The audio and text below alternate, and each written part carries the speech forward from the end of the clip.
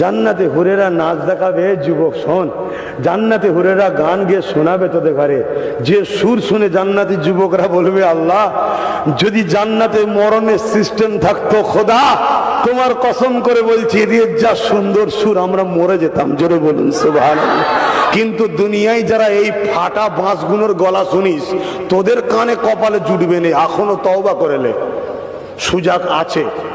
পায়ের কাছে দুটো, কোমরের কাছে দুটো, মাথার কাছে দুটো, লম্বা হেলান দিয়া চেয়ারে শুয়ে থাকবে, তোকে নাচ দেখা দিকে একটা পা মারবে, 1,00,000 রকমের আলো জান্নাতে জ্বলে উঠবে। জোরে বলুন সুবহানাল্লাহ।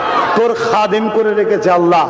দুনিয়ায় তোরা কোনো জায়গায় গিয়ে অনেকে দেখেছিস জুতো দেখে এসছে, জুতো বারবার ঘুরঘুর করে অজান্তা খুলে দেখেছিস, ছুটিয়ে লাল করে দেবো।